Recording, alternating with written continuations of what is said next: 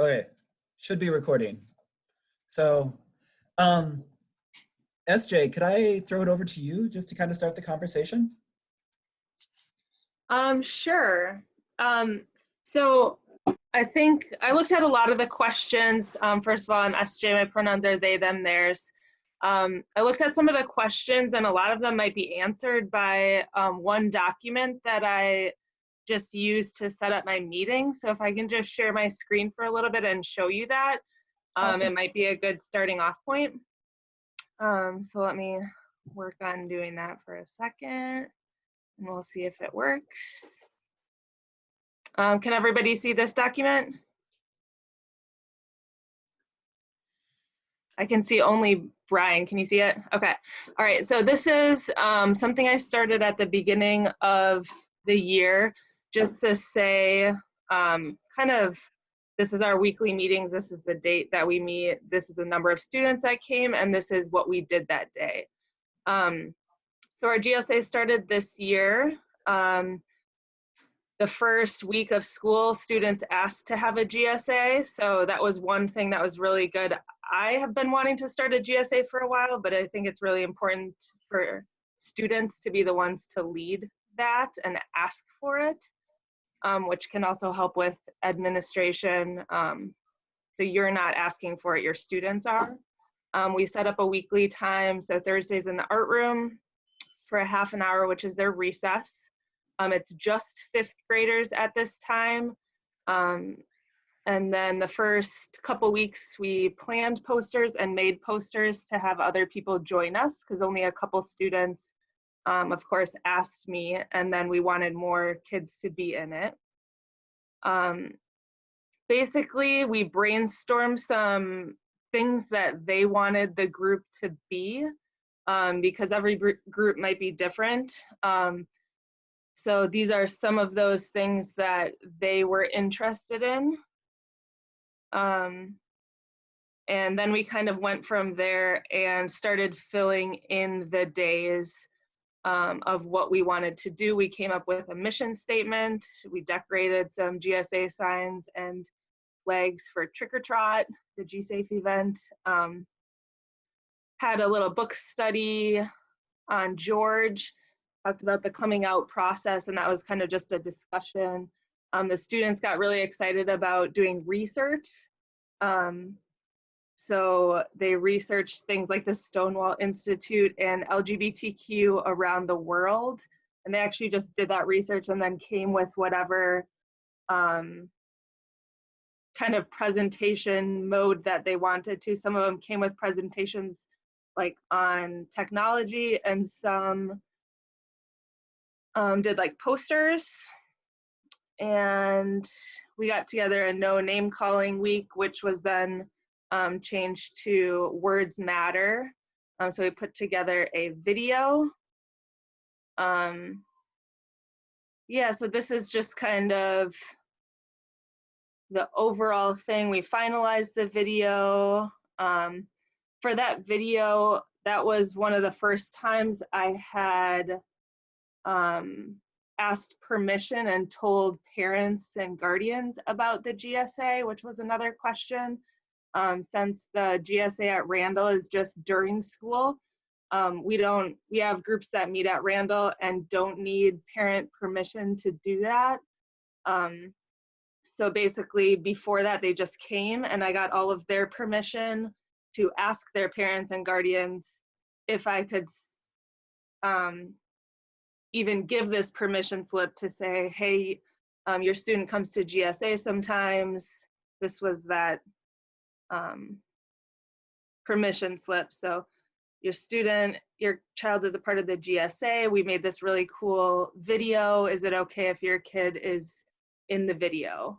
So that was one of the first parent permissions.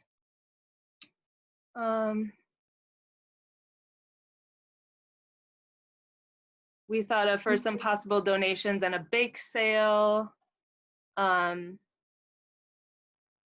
then, yeah, I could go through more of this, but basically then we got into some Zoom meetings and yeah. And we've also gotten together with Hamilton's GSA, which is the middle school that a lot of the Randall students will come to. So we've done a little bit of work with contacting other groups. Yeah. I'll stop right there and see like if we have any thoughts or anything about that. I feel like I've been talking for a while now. SJ, can I hop in? This is Cherie. My pronouns are she and her. I'm the LGBTQIA lead for MMSD. SJ, that document's awesome. A lot of people are asking if you'd be willing to share that. And I said you probably would. I just wanted to add in like a quick comment. Like, I really feel like elementary GSAs are evolving like the middle school GSAs did, 10 years ago. When it was like, can we do this? Is this cool? And of course we can. The students are ready for it. I knew when we started doing welcoming schools district-wide that our kids would step up and want to be allies for their leadership, and they have showed that they can handle it and they're ready for it. The first semblance of a GSA were our ally clubs that came in a lot of our schools that are welcoming schools. Sorry, my dogs are talking. So, it started as these ally clubs, and then starting last school year, it was the same thing. A student asked a teacher at Lowell Elementary, Pam, are you on the call? I'm not sure if I saw Pam, but Pam stepped up and started the GSA over at Lowell. And, it continues to ripple. And we're seeing that our students, in 4th and 5th grade and probably younger can handle this and want to step up and speak up and teach others and talk about topics around identity, and it's just beautiful. So thanks for everybody and all the work that you're doing in MMSD around this.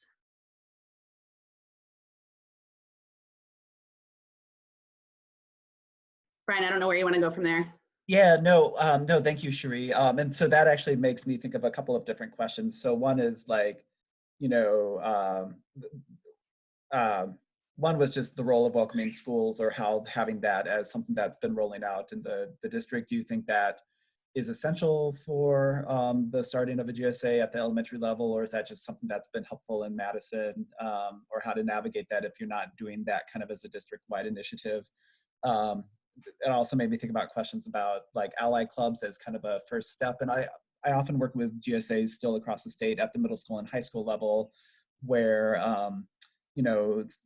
educators or students are still getting pushback from administrators saying, oh, you can't have a GSA, so let's kind of do stealth, or let's do like a kind of a first step, which is either an ally or respect club, where it's like GSA except for a name. So I'm curious about how that played a role.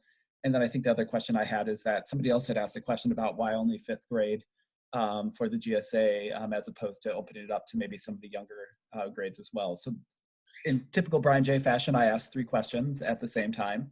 I don't know if anybody wanted to respond to any of those questions. I can respond just really quickly to the why I do 5th grade. I wanted to see first how it went with just 5th grade, since it's our first year, to see if that was sustainable for me, and to see how people would, like if students would come, and they do. We have like 20 students that come to each meeting. So because it, and also another reason is because it's my only prep time. That's not my lunch time and not the students' math time. So just logistically, that's what worked during school. We are going to invite the 4th graders the last few meetings. It was going to be during their lunch time, which is the same as the 5th grade recess. So logistically, that kind of worked out. They just bring their lunch, but now obviously it's going to be more of a Zoom meeting. So our GSA right now is putting together a video that just kind of says what GSA is and what the 5th graders like about it, to then invite our 4th graders for our last few meetings of the year virtually. Nice. I'm going to add, because when I started mine, I borrowed heavily from SJ and from other people who had done before, so thank you very much. I set mine up over lunch and lunch recess, because I'd already established that kids could come up during that time to the space where I share with kids. And most of my interest was from fourth graders initially. And so I just opened it up to fourth and fifth. We barely got it started before the coronavirus stuff hit. So we haven't been able to really keep it going very well yet. And at our school, we have a little bit more of a problem that the kids, their background is more, I guess, less inclusive and less welcoming to LGBTQ. And so they were much more hesitant about the idea of being more widely known as being part of this group, even though they wanted to support. And that was easing up even as of like the third meeting we had, as they started to become more comfortable. But we were getting around 20 fourth and fifth graders at our meetings, which was very nice. Vika, that's really helpful. I actually wanted. It's Vika. I'm sorry, Vika. Vika, I've only seen your name in print. I've never actually heard it pronounced, so that's awesome. So thank you. She here. Yep, thank you. And Vika, you're working at elementary school in Madison as well, right? Yeah. I am. So, I work at Alice Elementary. awesome. Something that you said made me realize that since I'm talking with predominantly folks that are working at the elementary level, that I'm like, oh, there might be a little bit of GSA 101 that might be helpful. And I'd be curious for SJ and Vika and other folks who are working on this, if this is true for you, but just as a either a reminder for folks or as an introduction for folks. So I'm pulling this from a resource called the GSA Advisor Handbook. Put together by GSA Network, which predominantly works with high school and middle school GSAs.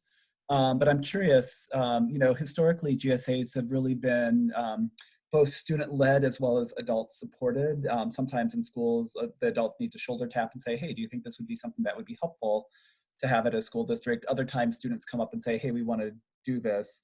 But oftentimes there's a confusion about what a GSA is. And I remember like over 10 years ago, probably 12 years ago now, when we were working with Madison schools to figure out how do we support middle school GSAs, there was a lot of just education about what GSAs do or what they don't do or what they are.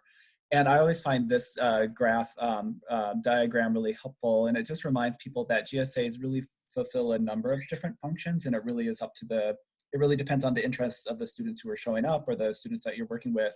But it could be just a place to be social, where people just hang out and are free to just be themselves or talk about their families or be free from like either gender stereotyping or bullying or just a place to be with their friends. So it can be social. It can also be a place of support where they get to just talk about here's what's challenging about either being, trans or non-binary, or questioning your gender or sexual orientation, or just navigating like the challenges of being a young person in school or family, or just, looking for those supports, not in a therapeutic way, but in a way that just, people get to come together and just support each other. We're in a supportive environment. And then the other thing that kind of area that GSAs often focus on is activism, which could be education. SJ, you talked about like learning about like LGBT topics within the club, and also participating in, I think, I forgot what you called it, Words Matter Week, and doing some education and stuff like that. So that can be a type of advocacy. So, but I think it can be helpful to remember that GSAs can be a lot of different things, but this is usually kind of where it focuses on. So anyway, I'm going to stop sharing my screen now. Brian, I'm wondering if we could hear from Carrie at Marquette or Pam at Lowell, because they also have really thriving elementary school GSAs. And also, Jason and Laura over at Thoreau have started a club as well. So I don't know if any of you all would like to speak. I'm not forcing you to, but you're doing great things. I can start. I think the welcoming schools piece that we've had that in place for a number of years was really helpful in leading into having a GSA. It certainly helped in terms of our community kind of all being on board and kids having a certain proficiency in terms of their terminology and what our gender sexuality alliance, like what that means. And it gave us kind of that school-wide, that district-wide, that community-wide support, so that, it wasn't something that, like SJ said, it wasn't something like we advertised outside of school. It was something kids could come to during their lunchtime. But it, meant everybody was really on board right away, and it gave us somewhere to start and gave us some great resources in doing some education. A lot of ours, both last year and this year, I think were a lot of the social piece, and just being somewhere that they felt comfortable and safe and supported.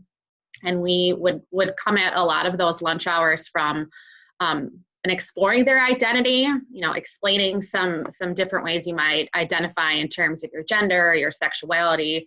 And there were a lot of kids that came, I think, just because their friends had already identified themselves as, non-binary or transgender, or as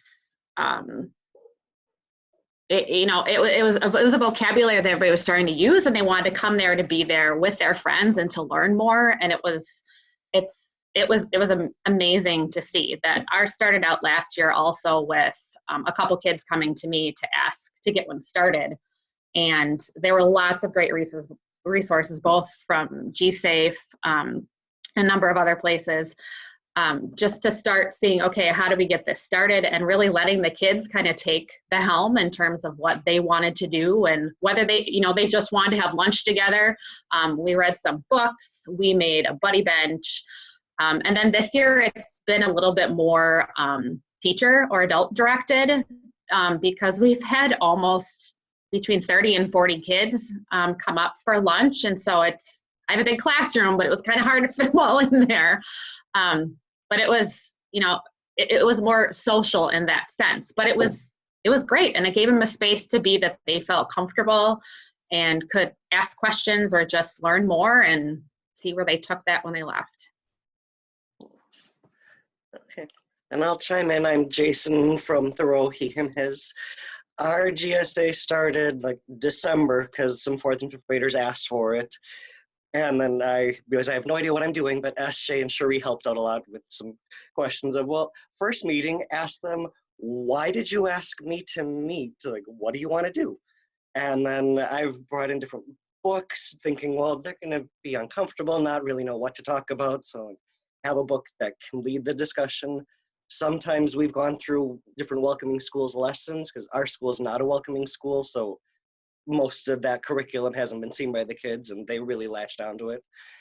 Right now, with COVID-19 happening, we've gone just social because we're just checking in. We spend a lot of time meeting each other's pets. Cherie came and hung out on Zoom with us once, and the kids have taken turns like Googling pictures of their teachers and changing their names to, one day we had like 4 Miss Lauras in the meeting. I don't know. They're having fun and feeling safe is all we're doing right now, but we were just starting and now everything's on hold. So I'm glad that I have all of you here to help us figure out, what do I do now? Because I barely feel like I knew what I was doing before, and now it's all on Zoom. Hi, everyone. I'm Carrie, she, her at Marquette in Madison. We have facilitated our GSA for 2 years now, and each year has been different. I can echo what most folks have said in Madison in that it's been student-led. This year definitely was more educational than, and last year was more social. And it really is, I just kind of check myself and make sure that I'm following the kids' needs. And when I'm not sure that I'm doing that, I come to them and ask their needs. Bringing in parent support and notification is a new idea for me, and I like thinking about that because it has felt like a piece that's been missing, and I wasn't really sure how to navigate that. Again, like Jason said, we are not a welcoming school, but we mostly live in the 5th grade as well. I feel like developmentally, they are more independent. They can remember to come. They have a lot of ideas that can plant some seeds, and really I feel like my role is to make it applicable in the elementary world. The resource that Brian showed earlier is how I started last year. I also shared a document, SJ, thank you. Cherie shared your plan with me earlier this year. And that's really guided. That was all student led, what they wanted to learn. And then I would just put resources in, and Cherie and Whitney would come and help support. Yeah, I mean, they had really fun ideas that we were hoping to live out this year under different circumstances. One was they wanted to do a pride parade at school, which I was so excited about. So every year is a little different. Last year, we also took on, so the welcoming schools, we use that as a resource. And I would do some of the activities with the actual group, and then we would talk about, they really want to go into classrooms and they want to be at Marquette, they want to be a visible advocate. So last year they went into classes and led like anti-bullying lessons in their classrooms. And for me, it was just really eye-opening of, this is a conversation that our kids want and need, whether they were part of the GSA or not. You know, they're hearing homophobic slurs on the regular still, and it just opened up this authentic conversation in classrooms that really I felt the charge to keep going with it. So yeah, I think it's really a powerful piece in our system that needs to happen. And at times I really don't feel like I know what I'm doing either. I'm so thankful for Cherie's guidance. You know, I would hope that for all GSA advisors, but definitely the resources from it. Is it GLSEN? GLSEN. Or yeah, and GSAFE, I've used those as a guide, and then those are really geared towards more secondary, but I've kind of modified them as I go. Also, there was a question about administration, and I think it's really important to have that conversation with your administration before beginning of really getting a feeling of where admin was. I'm lucky to have 110% support for my admin as far as backing me up with parents, communicating in schools, using language, being a disruptor, supporting the students. She comes to some of the meetings when possible. So I feel very grateful for that. Thanks, Carrie. Just as a administrative note, in the chat section or comment sections, people have noted that some of the links that people have shared to documents, like we need to get permission to access those, so might need to double check those if you posted a link to a personal document. Carrie and others who talked, like Carrie, I'm glad that you brought up administration, and then Vika, you had brought up, you know, maybe working with students with some families who aren't as supportive.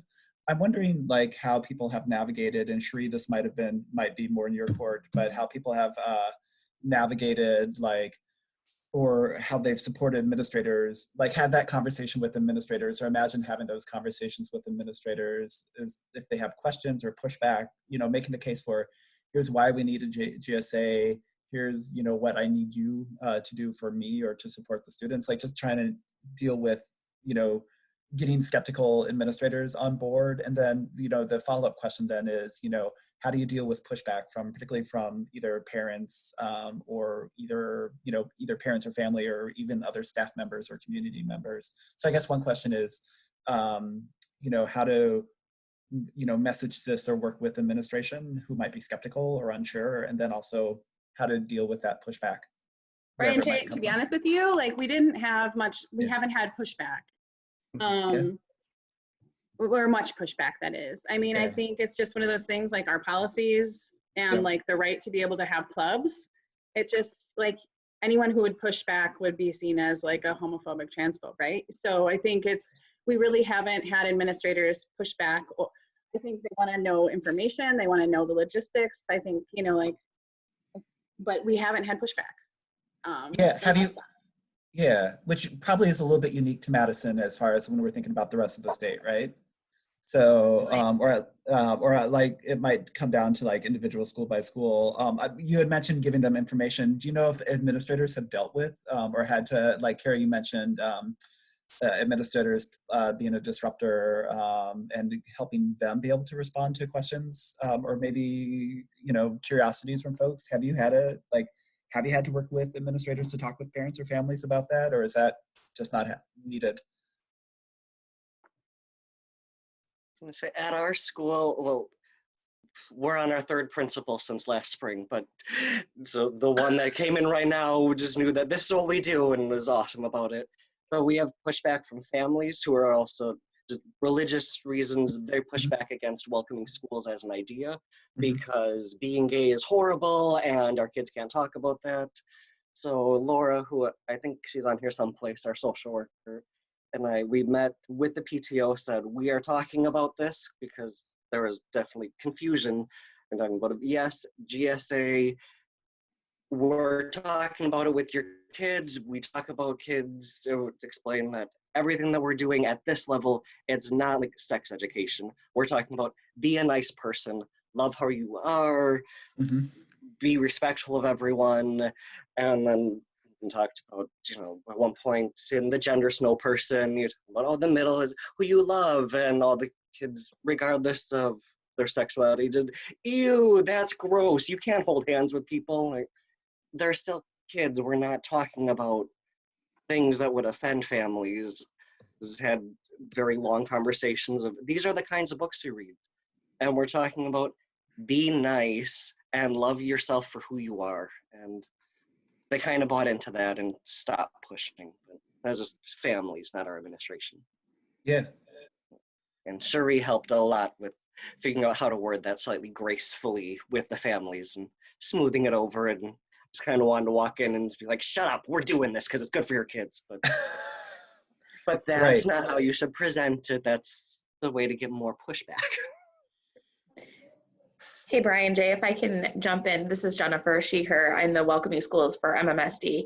And I meet with a number of families exactly with what Jason's saying. And I think some of it is just them not understanding what it is we're teaching and what we're talking about. You know, we have to remember that when we were young, this is not something that was taught or talked about at all in schools. And so people get worried about what it is that you're teaching their children, and they feel like, you know, this is something that should be personal and a family-led kind of thing, or based on our religion, isn't something we agree with. And, you know, one of the things that I always go back to is like, really what we're trying to create is a space where everybody feels comfortable and safe being who they are.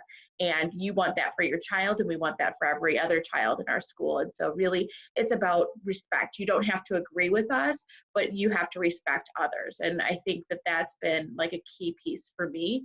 And I think hearing people's stories, you know, meeting with people who are concerned face to face and really having conversations has really helped ease any of the tension and any of the pushback that we've had. And I think when we were talking a little bit about administration getting pushback from families, I did work with a principal this past year who said the parents were worried, or the family was worried, that they didn't know that their child was part of this club. And what I talked them through is the fact that, like, what would you do for any other club, right? Do we have to notify somebody that their child is coming to math club during lunch? So really just taking it back and being like, okay, this is just a club. What do we do for all of our other clubs, and how do we respond to families and for those types of situations and questions as well?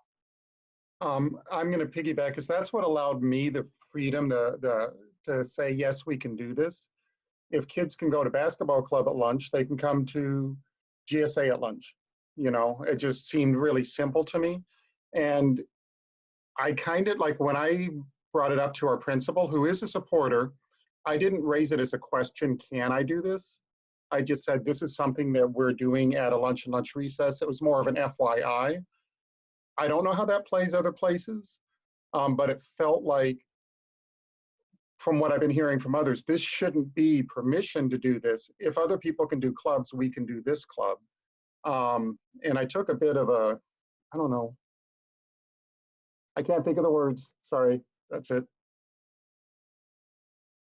I think it's important, you know, SJ shared that permission slip because that video that they created was going to be shared publicly. So to do that, we needed to get, you know, signed permission from families. But I think it's important even at elementary that kids are able to show up to club and be able to do that, not have to feel like parents, family members have to, you know, sign a permission. So they're just welcome to come. You know what I mean? You want to make sure that this club isn't outing. Sorry, my dog likes to bark on Zoom calls all the time. Is it cash money? Is it cash of course money? it's cash money. Okay. She just wants to be said. Hi. Anyway, so we have to make sure that we're not outing kids who are attending these clubs.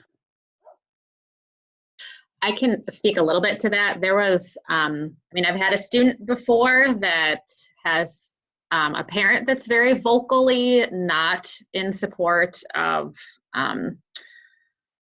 things outside of the gender binary. And so we had a discussion because this child was coming regularly to GSA meetings, and I, you know, was kind of concerned about what should happen should this, you know, they find out that this kid's been coming. We just said, you know, they have every right to be there, and this is a place they should feel safe and comfortable and welcome at all times, and just kind of made sure that everybody was on the same page that, okay, we're all aware the student is attending and a part of this, and if something comes up, then we'll deal with it then. But it was important that we have it and that they are allowed to be a part of that club.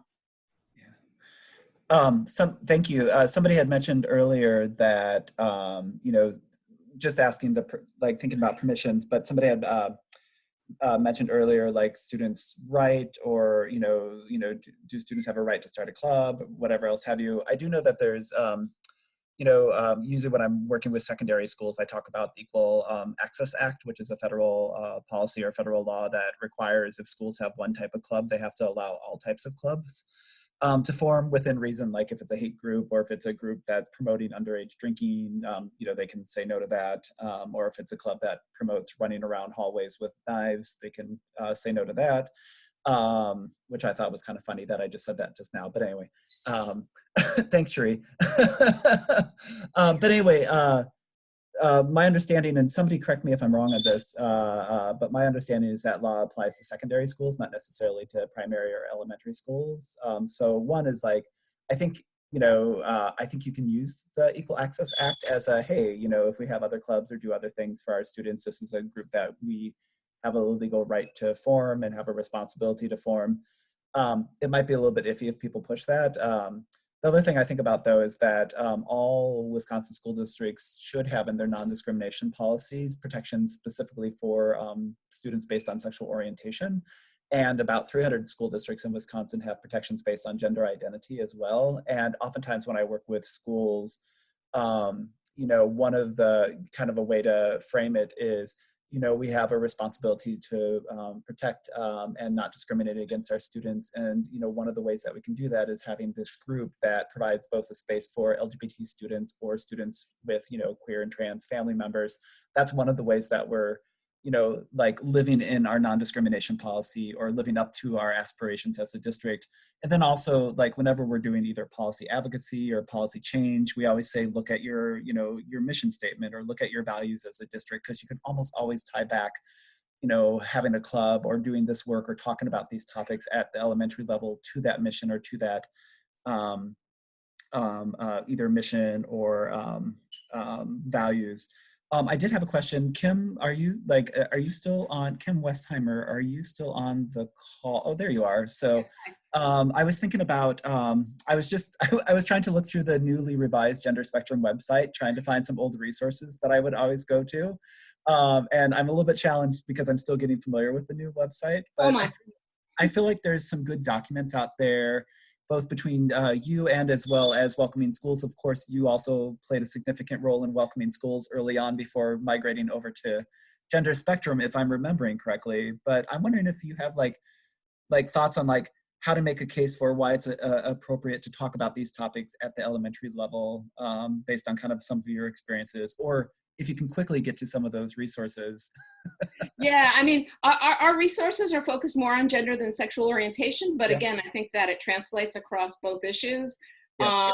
And we have some resources just on talking to young kids about gender and ways to frame that. And I'm happy to, while we're talking, I'll look to see if I can find that link and put it in the chat.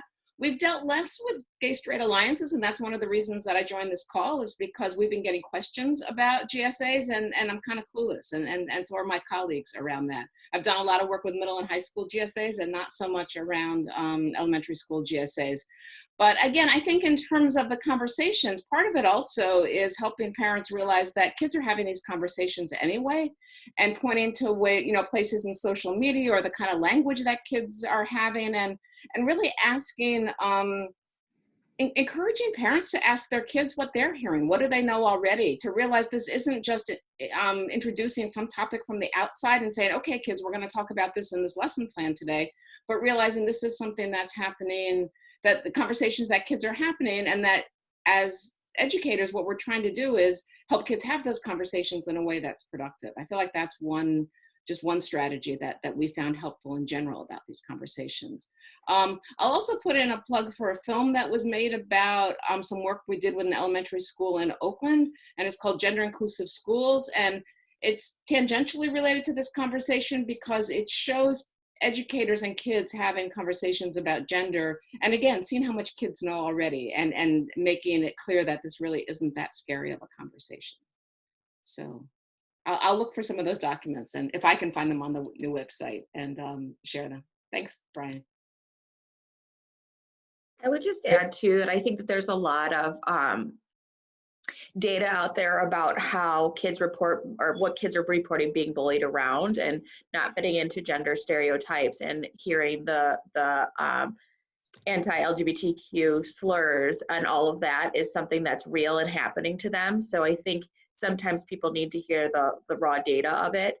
We also have in MMSD now some data around the prevalence of kids in our schools that identify as LGBTQ+. So recognizing that this isn't about one or two kids, we have lots of kids who identify this way, and it's really important that we're supporting them starting at young ages, because when you look at the statistics of feeling safe and respected and like they belong, and all of those those narratives that we hear from students who identify as LGBTQ who've been invisibilized for so many years, that we can rewrite those narratives by talking about it at earlier ages and creating spaces where everyone is accepted for who they are.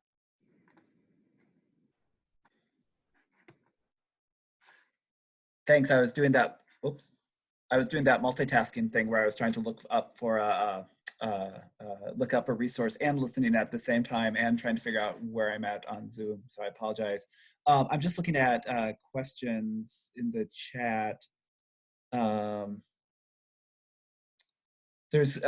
saw that Tanya had asked a question about whether people felt that written parent permission is necessary for holding the club virtually, followed by Vika saying that's a good question. Our kids have been more hesitant about joining via Zoom, possibly because it outs them at home, right? So like there's the discussion about how do we do GSA at school, but then also how do we, now while we're all virtual, how do we hold those spaces, and what kind of permission or not permission, or how do we try to make it accessible for students when there might be, parents or family members in the background who either don't know that they're involved or might have different thoughts. Like, any thoughts on navigating that? Anyone on the call?